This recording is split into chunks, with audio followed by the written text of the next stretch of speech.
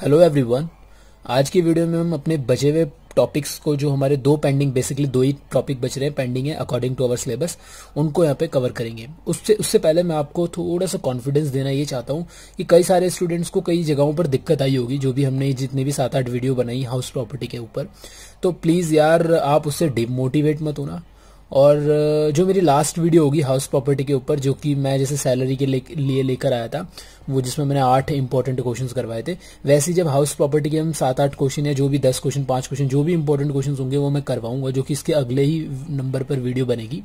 तो प्लीज़ वहां पे आके मैं गारंटी देता हूँ आपकी जितनी भी प्रॉब्लम्स है, डाउट्स रहे होंगे, वो सारे वहां आके क्लियर हो जाएंगे। फिर भी अगर आपको कोई क्लियर होता है तो प्लीज यार बेझिझक आप नीचे कमेंट्स करा करो, मुझे बताया करो कि कौन सी वीडियो के अंदर कहाँ पर आपको डाउट आया है, किस पॉइंट पर डाउट आया। मैं पूरी कोशिश करूंगा और मैं पूरे कमेंट्स भी पढ़ता ही हूँ, और कि वहां पे आपको सॉल्यूशन देने की कोशिश करूँ। नहीं होगा तो फिर मैं कुछ और तरीके से आपको लेकिन सॉल्यूशन जरूर देने की कोशिश करूंगा आपके डाउट्स का।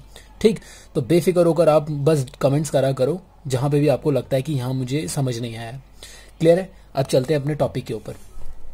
तो टॉपिक का नाम क्या है जो आज हम सीखेंगे उसको मैं बाद में लिखूंगा, लेकिन मैं आपको एक सिचुएशन बता रहा हूँ। हालांकि आज हमें दो सिचुएशन है हमारे सामने, उन्हें कवर करनी है। तो देखो एक सिचुएशन क्या आ रही है, ये कोई प्रीवियस ईयर है और सिचुएशन ऐसी है कि आपने जो घर किराए पर दिया हुआ था, मान लो आपका जो वो किराएदार है वो इतने महीने रहा, ठीक है, लेकिन इससे 2 महीने पहले उसने किराया नहीं दिए हुए थे। वो कह रहा था भी दे दूंगा दे दूंगा दे दूंगा।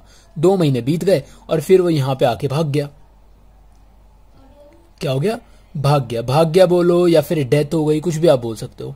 डेथ हो गई मान लो, जिसकी वजह से आपको 2 महीने का पैसा नहीं मिला। यानी ये 2 महीने का जो पैसा नहीं मिला, इस पैसे को आप बोलोगे अनरियलाइज्ड रेंट, यानी आपको नुकसान हुआ। भाई 2 महीने का रेंट नहीं आया। तो एक तरीके से जब हम अकाउंटिंग करते हैं तो वहां पे बेड डेट आपने सुना होगा, जो आपके डेटर्स होते हैं और वो अगर कुछ पैसा नहीं दे पाए तो वो पैसा हमारा बेड डेट कहलाता है। सेम यहाँ पे 2 महीने का जो रेंट है, ये रेंट जो है अनरियलाइज रेंट है। तो इसकी क्या टैक्स ट्रीटमेंट होगी या फिर इसका कोई असर पड़ेगा हमारी एचपी की इनकम को कैलकुलेट करने पर, वो हमें देखना है। क्लियर है? तो जल्दी से मुझे पहले ये बता दो हमारा फॉर्मेट क्या होता है। Municipal value, fair rent, whichever is higher, lower value, MFSSR, थोड़ा सा गलती हो ही जाती है मेरे से, SR, and whichever is lower, and actual rent जो भी आपको असली में मिला, एंड देन यहाँ पे आप निकालते हैं हायर लेकर GAV। ठीक, इसमें से आप म्युनिसिपल टैक्स घटाते हैं एंड फिर यहाँ पे आप NAV निकाल के लेकर आते हैं, एंड देन 2 डिडक्शन आपकी 24A एंड 24B की 2 डिडक्शन घटाने के बाद आप यहाँ पे HP इनकम लेकर आते हैं। HP इनकम ऐसे ही चलता है। ठीक है, बिल्कुल सही लिखा है मैंने। तो यहाँ पे जितने भी ये घटाने वाली चीज है, म्युनिसिपल टैक्स 24A 24B, ये अच्छी चीज है क्योंकि ये कहीं ना कहीं हमारी इनकम को क्या करते हैं, कम करते हैं। इतना क्लियर है? अब इसके बाद क्या है कि इसका कोई फर्क पड़ेगा क्या हमारे फॉर्मेट के अंदर, वो हमें जानना है आज। तो देखो, जब भी आपके क्वेश्चन में ऐसी सिचुएशन आ जाए कि भाई जो आपका किराएदार है वो चला गया और कुछ महीने का रेंट देकर बिना दिए चला गया। अब वो कुछ महीने, 1 महीना भी हो सकता है, 3 महीने, 4 महीने, मैंने एग्जाम्पल में अपनी तरीके से 2 लिए हुए। ठीक, और मान लेते हैं ये 31 दिसंबर को चला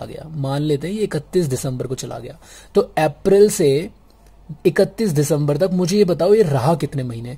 अप्रैल, मई, जून, जुलाई, अगस्त, सितंबर, अक्टूबर, नवंबर, दिसंबर, 9 मंथ्स रहा। तो आपको सबसे पहले क्या करना है, देखो ये जो करना है ना, ये मैं अपनी तरफ से नहीं बोल रहा, ये लॉ के अंदर लिखा हुआ है। ठीक, तो आपको क्या करना है, मान लो कि आपको जो है रेंट पूरा मिला जब तक वो रहा, मतलब एज्जम्पशन लेनी है आपको। एज्यूम करो, क्यों एज्यूम करो मैं बता दूंगा। एज्यूम रेंट फुल्ली रिसीव्ड, आपको ऐसे एज्यूम करना है। Assume rent fully received. अच्छा, फुल्ली रिसीव्ड का मतलब ये नहीं कि आपको यहां तक का रेंट में, ये नहीं बोल रहा यहां तक का रेंट मिल गया, मतलब जब तक वो रहा आपको तब तक का रेंट मिल गया। ठीक है, तो पहले आपको क्या मानना है कि आपको पूरे महीने का, जितने भी महीने वो रहा, यानी 9 मंथ्स का आपने रेंट ले लेना है। तो 9 मंथ का जनरली आपने रेंट क्या है, ले लिया। अच्छा, एक चीज और सवाल दिमाग में उठता है कि यार जब वो भाग गया या फिर उसकी डेथ हो गई तो इसके बाद घर का क्या हुआ? भाई इसके बाद आपका घर खाली रहा या दोबारा से किराए पर दे दिया, ये क्या हुआ? अगर आपने दोबारा से किराए पर दे दिया तो मेरी बात सुनना, वो जो मैंने आपको 6 केस सिखाए थे उसमें से कौन सा केस बनेगा। सुनो भाई, यहां तक तो हमने एज्यूम कर लिया कि ये रेंट पूरा मिल गया, मतलब ये लेट आउट का, यहां तक तो लेट आउट है ही। इसके बाद भी अगर आपने किराए पर दिया तो ये तो पूरे साल लेट आउट, पहला केस। यहां तक लेट आउट था ही, क्योंकि वो यहां तक तो था ही। इसके बाद अगर वो खाली है तो केस नंबर 2 बन गया, कुछ महीने लेट आउट कुछ महीने वेकेंट। तो ऐसे वहां पे फर्क पड़ सकता है केस का। यहां तक को किराए पर था, इसके बाद आप खुद रहने लग गए सेल्फ ऑक्यूपाइड, तो केस नंबर 5 बन गया। देखो जरा उन केसेस को जरा सारे, तो यहाँ पे कुछ भी हो सकता है आगे का, मैं लेकिन आगे की बात नहीं कर रहा, मैं तो सिर्फ यहाँ तक की बात कर रहा हूँ। तो आप पहले क्या करेंगे कि मान के चलेंगे कि आपको जो है पूरा रेंट मिल गया है, कितने, 9 महीने का। ऐसे लेने के बाद आपने क्या करा, यानी जो भी आप रेंट लेंगे 9 मंथ्स का ले लिया आपने, जीएवी आपका निकल कर आ गया। यानी जो आपकी ये एनुअल वैल्यू आई है, कच्ची वाली एनुअल वैल्यू, इसमें 9 महीने का रेंट का इफेक्ट आ गया होगा। बिल्कुल सही। अब आपको जीएवी में से माइनस कर देना है अनरियलाइज रेंट। अनरियलाइज रेंट मतलब वो रेंट जो आपको नहीं मिला, यानी ये 2 महीने का रेंट जो है आप जीएवी में से माइनस करोगे। ठीक है, तो जब आप जीएवी में से 2 महीने का रेंट माइनस कर लोगे तो बाय डिफॉल्ट कहीं ना कहीं एनएवी के अंदर कितने महीने का रेंट का इफेक्ट आ जाएगा, 7 महीने का। भाई 9 महीने का आपने पूरा जबरदस्ती लिया, 2 महीने का आपने, बस प्रेजेंटेशन का फर्क है ना। करने को तो हम वैसे भी कर सकते थे कि भाई कितने महीने यहां से यहां तक असली में कितना रेंट मिला, 7 महीने का, हम 7 महीने का भी ले सकते थे रेंट। लेकिन हायर लोअर लेने में कभी कभी ये वाली वैल्यू भी हायर हो जाती है। तो इसलिए हमने क्या करा, हमने एज्यूम करा कि रेंट पूरा मिल गया। हमने पहले पूरा इफेक्ट दिखाया एंड देन उसमें से 2 महीने का जो रेंट नहीं मिला उसको वहां से हटा दिया। तो बाय डिफॉल्ट एनएवी के अंदर 7 महीने का ही रेंट अपने आप आ जाएगा। तो एक प्रेजेंटेशन का तरीका है और कुछ नहीं है। तो आपको अनरियलाइज रेंट यहां पर घटाने को मिल जाएगा जीएवी में से, ठीक। लेकिन उससे पहले आपको पूरा रेंट मानना पड़ेगा कि मिल गया। क्लियर है। तो एक सवाल उठता है कि कई लोग, कई मकान मालिक ना झूठ मूठ का अनरियलाइज रेंट घटा देते हैं, ये बोलकर कि हमारे किराएदार ने इतने महीने का पैसा नहीं दिया, ये कर दिया, वो भाग गया, ये सब। तो सरकार कहती है भैया हमें पागल मत बनाओ, हम आपको घटाने को तो देंगे, ठीक, लेकिन आपको इसके लिए ना कंडीशन पार करनी पड़ेगी। तो एक रूल 4 सरकार ने बनाया हुआ है और रूल 4 के अंदर 4 बातें लिखी हुई है और इन चारों बातों को अगर पास कर लेते हो, इन कंडीशन को अगर आप सेटिस्फाई कर देते हो, तो ही आप अनरियलाइज रेंट का यहाँ पे सब्ट्रैक्शन ले सकते हो, अदरवाइज नहीं कर सकते। ठीक है। तो कहता है ठीक है, तो रूल 4 क्या है मैं इसे बाद में बताऊंगा। मान के चलते हैं कि हमारा रूल 4 यहाँ पे सेटिस्फाइड हो रहा है, तो हमें इस तरीके से प्रेजेंटेशन करनी है। एक फटाफट से क्वेश्चन देख लेते हैं और क्वेश्चन के अंदर थोड़ा फील करते हैं कि क्या, कैसे क्वेश्चन में ये हमें पहचानना पड़ेगा कि ये अनरियलाइज रेंट है या नहीं है। ठीक। अच्छा, दूसरा पॉइंट मैंने यहाँ पे कुछ लिखना था। पहले तो आपने क्या करा, एज्यूम कर लिया कि रेंट हमें पूरा मिल गया and then subtract unrealised rent from, कहां से घटा दो, जीएवी में से घटा दो। ठीक, ऐसे करके आप नोट बना सकते हो। तो जीएवी में से आप उसे क्या कर लोगे, बाद में घटा लोगे। आ जाओ यहां पर, तो यहां से treatment of unrealise rent, a rent which could not recover from the tenant, ऐसा रेंट जो टेनेंट से रिकवर नहीं हो पाया। It will be consider in actual rent first, पहले से एक्चुअल रेंट में कंसिडर कर लिया जाएगा, मान लिया जाएगा कि ये मिल गया। Then it will be deducted from the GAV, और तब इसे जीएवी में से डिडक्ट कर लिया जाएगा। सिंपल, वही 3 मैंने बातें बताई। द अबव बेनिफिट, यानी जब आप अनरियलाइज रेंट घटाएंगे तो वो बेनिफिट आपको तभी अवेलेबल होगा जब आप रूल 4 फुलफिल करेंगे। रूल 4 में 4 बातें, इनको मैं आपको बाद में खुद से पढ़ के बताऊंगा, उससे पहले मैं आपको क्वेश्चन करवा देता हूं। क्लियर है। तो क्वेश्चन में क्या है, क्वेश्चन में बोलता है Mr. Billu furnishes the following particulars in respect of house property owned by him in Delhi। तो मिस्टर बिल्लू है, उनके पास दिल्ली में एक हाउस प्रॉपर्टी घर है। तो यहाँ पे म्युनिसिपल वैल्यूज घर की दी है, फेयर रेंट दिया है, एक्चुअल रेंट पर मंथ यानी 21,000 रुपए रेंट पर वो घर दिया हुआ है। म्युनिसिपल टैक्स पेड जो है हो चुका है during the year 20,000। The tenant vacated the property 31/10/2018। ठीक है। 18 में, मतलब 18-19 वाला ईयर है ना ये, 18 में वो अक्टूबर में चला गया लास्ट में। And thereafter the property was let out 25,000 per month. उसके जाने के बाद वो किराए पे दोबारा चढ़ा दी गई 25,000 पे। उससे पहले तो वो 21,000 के रेट पे थी, उसके बाद उसे 25,000 रुपए रेंट पर दोबारा किराए पे चढ़ा दिया। बिल्लू कुड नॉट, मैं इसे बना के दिखाता हूं तब आपको अच्छे से और समझ आ जाएगा। उसको ऐसे बना लेते हैं। यहां पर ये कुछ ऐसी सिचुएशन बता रहे हैं भाई साहब। ये है आपका प्रीवियस ईयर, अक्टूबर पड़ता है लगभग मिडिल में यहाँ पर। तो ये भाई साहब ने किराए पर दे रखा था 21,000 रेंट पर, जिसमें से बोलता है कि Billu could not realise the rent for the month of September and October. तो अक्टूबर, ये जो अक्टूबर के एंड में तो चला गया ये वाला महीना, और इससे पहले का सितंबर महीना, 2 महीने का रेंट इसे नहीं मिला। 21,000 रुपये रेंट पर ये घर दे रखा था।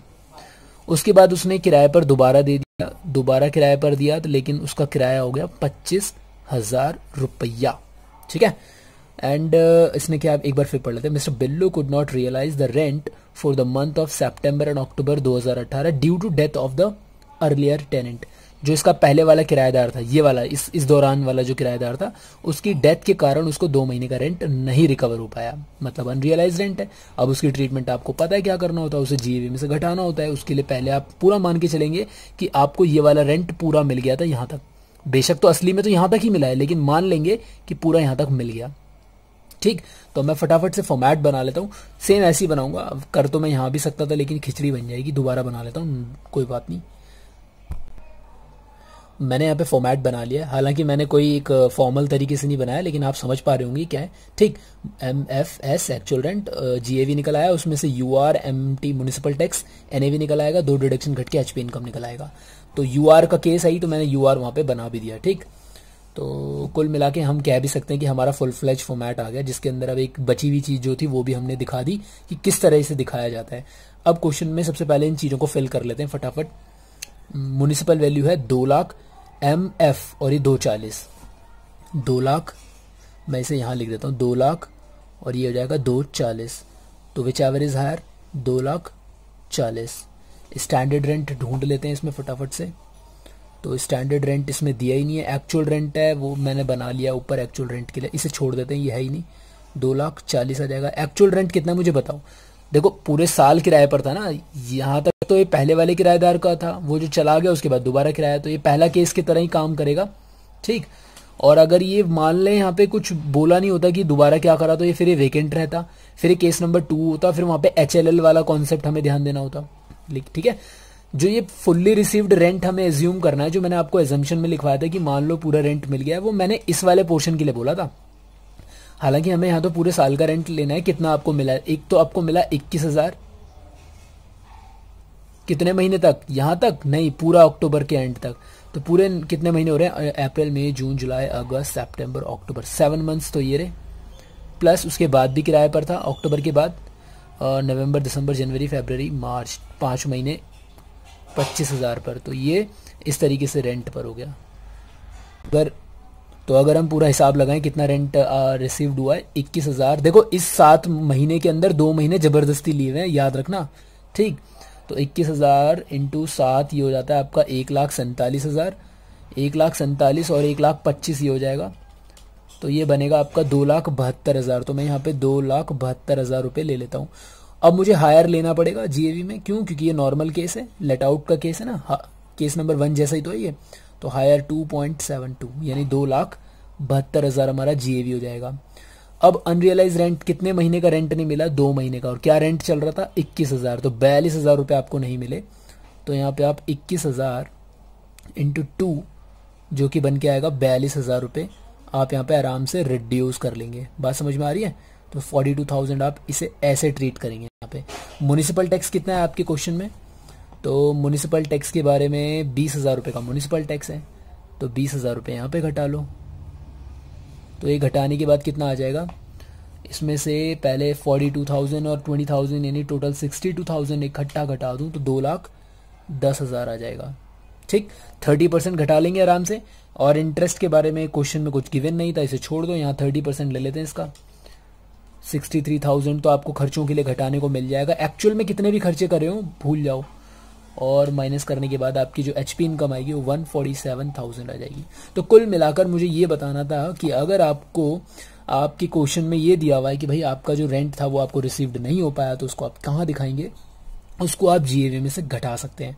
और घटाने वाली जितनी भी चीज़ें होती हैं वो हमारे लिए फ़ायदेमंद होती हैं, क्योंकि उससे हमारी इनकम कम हो जाती है। लेकिन उससे पहले आपको एक्चुअल रेंट में उतना पूरा रेंट शो करना पड़ेगा। ये एक तरीका है प्रेजेंटेशन करने का। ठीक है, ओके, तो ये तरीके से आप इसको सॉल्व कर सकते हैं। अब मेरे को इसमें बताना है कि मैंने जो आपको बोला था रूल 4 क्या है। मैं फटाफट से यहाँ पे 4 बातें हैं शॉर्ट में बता दूंगा, 1 2 3 4 ये क्या है।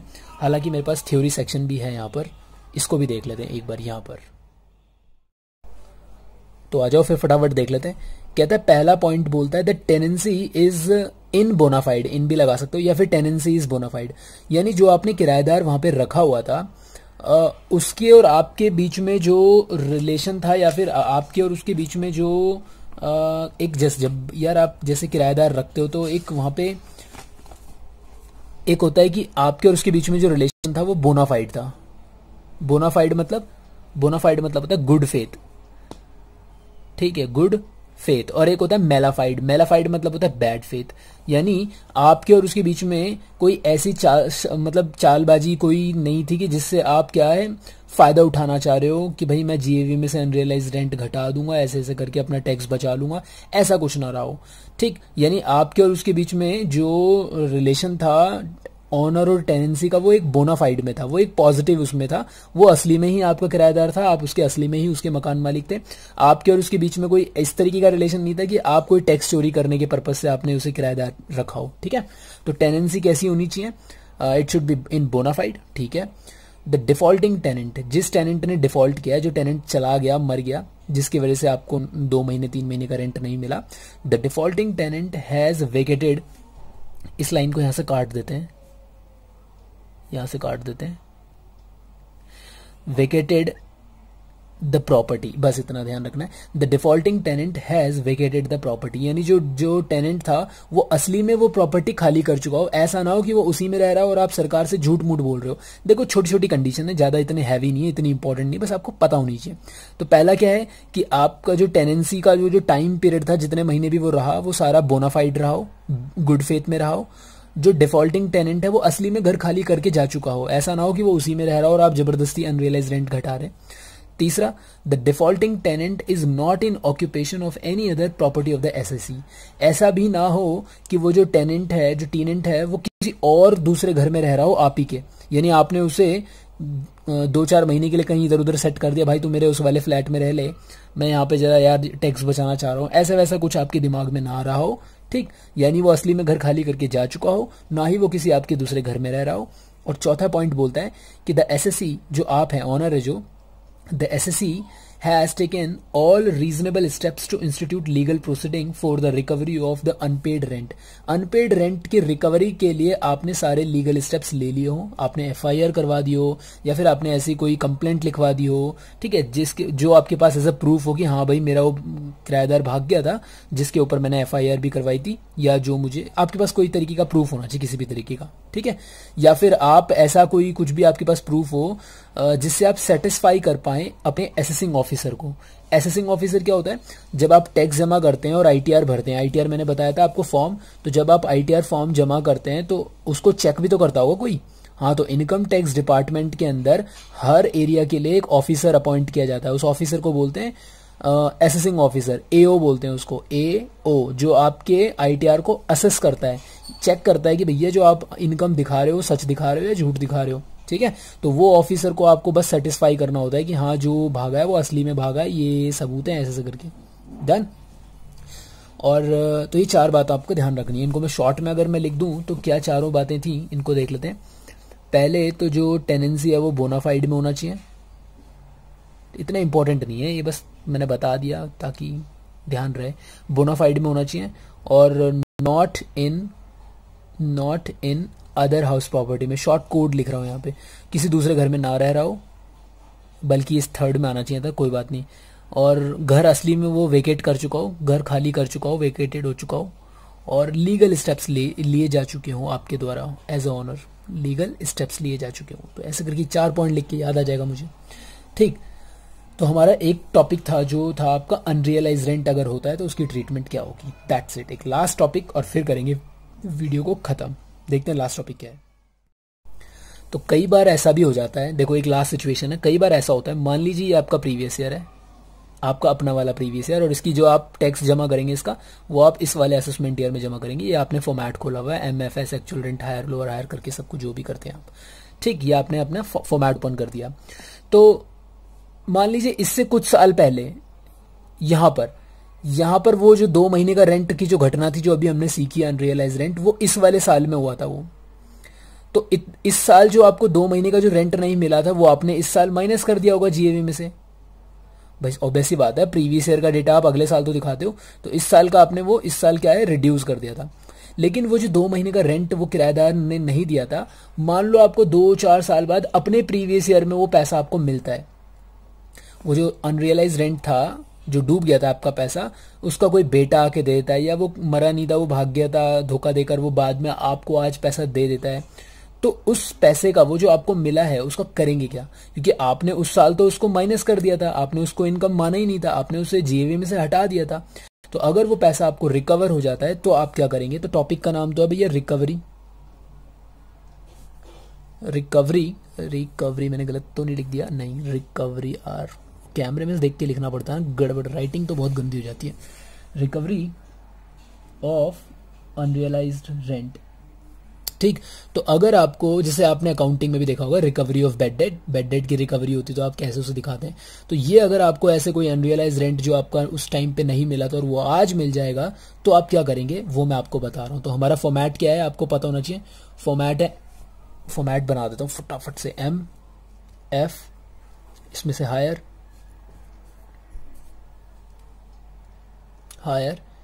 MFS, लोअर एक्चुअल रेंट, फिर आएगा आपका जीएवी। ठीक है, अब ये तो पता है आपको कि भाई ये आ रहा है, ये मिल रहा है आपको, तो ये माइनस तो होगा नहीं, ये क्या होगा, ये प्लस ही होगा ऑब्वियसली, लेकिन कहाँ प्लस होगा ये इंपॉर्टेंट है।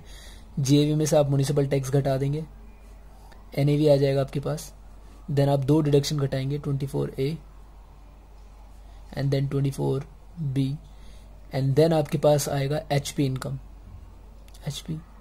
इनकम। अब उसे मैं कहाँ एडजस्ट करूं? वो होगा यहाँ पे एडजस्ट। मतलब ये तो आपने अपने प्रीवियस ईयर का दिखा दिया इतना, ये एचपी इनकम पहले जैसे नॉर्मल आपको जो इस साल की कमाई थी वो आपने दिखा दी यहाँ पे। लास्ट में आपको जो एक्स्ट्रा मिला है ना उस साल का, वो आपको लास्ट में यहाँ पे जोड़ना है, रिकवरी ऑफ अनरियलाइज्ड रेंट के नाम से। ठीक है, लेकिन एक चीज और ध्यान रखनी है। क्या ध्यान रखना है? कि आपको जो भी एचपी इनकम हुई है इस साल की, वो तो आपने कैलकुलेट कर ली ऊपर से जैसे तैसे लाकर। ठीक है, इसमें जब आप इसे जोड़ेंगे ना, तो इसमें पहले डिडक्शन ले लेना आप, कौन सी? 24A वाली। ये क्या मतलब है भाई? देखो मेरी बात ध्यान से सुनो, ये जो अनरियलाइज रेंट है ये कब की इनकम है पता है आपको? उस वाले साल की, वो पुराने बीते हुए साल की इनकम थी। अगर ये उस साल हम घटाते नहीं, मतलब आपकी जीएवी में शामिल रहता, तो फिर मतलब ये एनएवी में भी शामिल रहता। अगर ये पैसा उसी टाइम पर मिल जाता तो फिर आप इसमें से 24A भी तो घटाते। अब क्योंकि आपने इसे जीएवी में से उस टाइम पे हटा दिया था, तो ये एनएवी के अंदर आया नहीं था, तो जो आपको 24A की डिडक्शन वहां मिली थी वो तो बचे हुए पैसे पर मिली थी, बचे हुए इनकम पर मिली थी। तो मतलब ये जो 2 महीने का आपका रेंट था जो उस टाइम नहीं मिला था अब मिल रहा है, तो यार इस वाले अलग से 2 महीने के रेंट पर भी तो आपको 24A की डिडक्शन मिलनी चाहिए ना, क्योंकि 2 महीने का जो रेंट है इस पे भी तो आपने कुछ खर्चे किए होंगे, सोच के देखो। तो यहाँ पर इसमें अलग से 24A की डिडक्शन जो 30% है वो आपको मिल जाएगी।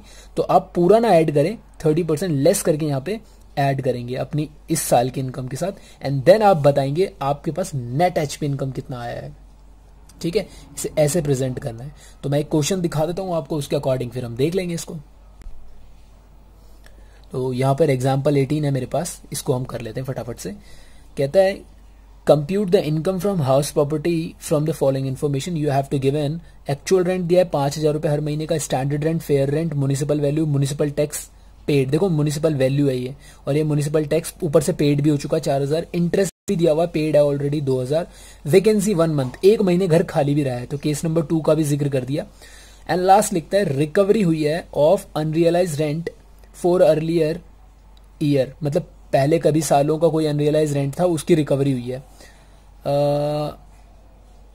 फिर से पढ़ रहा हूं मैं इसको एक बार, excuse me. Recovery of unrealise rent for earlier year allowed as a deduction 2,000। ध्यान से हिंदी पढ़ो यार, गलत मत समझना इसको। कहता है आपको रिकवरी हुई है अनरियलाइज रेंट की जो पहले, जिसकी आप ऑलरेडी डिडक्शन ले चुके हो, मतलब जिसको आप ऑलरेडी जीएवी में से घटा चुके हो, वो आपको रियलाइज हुआ है। कितना रिकवर हुआ है? 2,000 रुपए का। क्लियर है? इसको ऐसे पढ़ना है, ध्यान से पढ़ा करो। ऊपर ऊपर पढ़ लेते हैं कई बच्चे, रिकवरी हुई है डिडक्शन समझ ही नहीं आ रहा, सही से पढ़ो उसको। ठीक, अब आ जाओ, फिर इसको मैं फॉर्मेट बना लेता हूँ, वही फॉर्मेट बनाऊंगा, सेम ऐसे ही बनाऊंगा, ऐसे ही, और ये लास्ट में जोड़ कर दिखाऊंगा आपको कैसे करना है। करने को तो मैं यहाँ भी कर सकता हूँ अगर आप बोलो तो, या दोबारा बनाऊं? दोबारा बनाओ, यहीं कर दूं? यहीं कर देता हूं, मेरा तो मन यहीं करने को कर रहा है, यहीं कर देते हैं। तो बताओ फिर म्युनिसिपल वैल्यू कितनी थी? ढूंढो चीज़ों को जरा एक बार। यहाँ पे म्युनिसिपल वैल्यू है आपकी 53,000 रुपये, 53,000। मैं इसको ऐसे करके लाऊंगा यहाँ पर ताकि एक सीक्वेंस में आ जाए, ठीक। 53,000,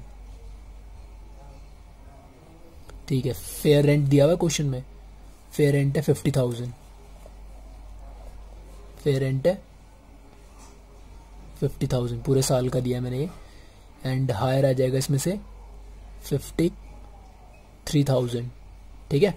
स्टैंडर्ड रेंट दिया है क्या क्वेश्चन में? स्टैंडर्ड रेंट है 48,000 का, तो ये आ जाएगा 48,000 and whichever is lower आ जाएगा आपका 48,000। एक्चुअल रेंट कितना है? एक्चुअल रेंट है 5,000 पर मंथ, लेकिन एक महीने की वैकेंसी थी, तो 5,000 इंटू 11 करोगे आप, 55,000 आपको रेंट मिला होगा। तो 5,000 इंटू 11 करेंगे तो 55,000 आपको रेंट मिला है। अब मैंने बताया था ड्यू टू वैकेंसी के कारण अगर आपका एक्चुअल रेंट एक्सपेक्टेड रेंट से कम है तो आप लोअर वैल्यू लेंगे, लेकिन यहाँ तो ऐसा नहीं है, तो यहाँ पे नॉर्मल हायर वाले पे ही आप टैक्स भरेंगे, तो जीएवी आपकी इनकम मानी जाएगी।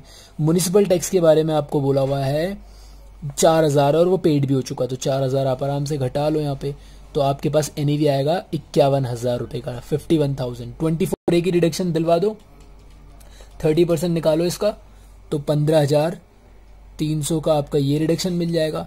क्या इंटरेस्ट वगैरह है? हाँ इंटरेस्ट भी है और वो पेड भी हो चुका है 2,000, और वैसे भी इंटरेस्ट तो ड्यू बेसिस पे घटाने को मिलता है 2,000 रुपये, तो आपके पास से निकल कर आएगा 2,000 भी घटा लेते हैं इसमें से, तो 33,700 आएगा ये निकल कर, ठीक।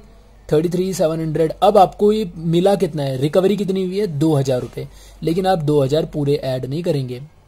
अच्छा मैं बता दूं, ये जो 2,000 में से ना पहले डिडक्शन नहीं मिलती थी, पहले तो सीधा ऐड हो जाता था। अभी पिछले 2 साल पहले ये पूरा क्या करते थे? ऐड ही कर देते थे, लेकिन फिर गवर्नमेंट ने चेंज करा रूल के अंदर। गवर्नमेंट ने थोड़ा सोचा ध्यान से, यार ये एक तरीके से इनकम ही तो है, इनकम जो उस साल हमें नहीं हो पाई थी, अब वो पैसा हमें इस बार मिल रहा है, तो क्यों इस इनकम पर भी हमें खर्चे घटाने को देना चाहिए।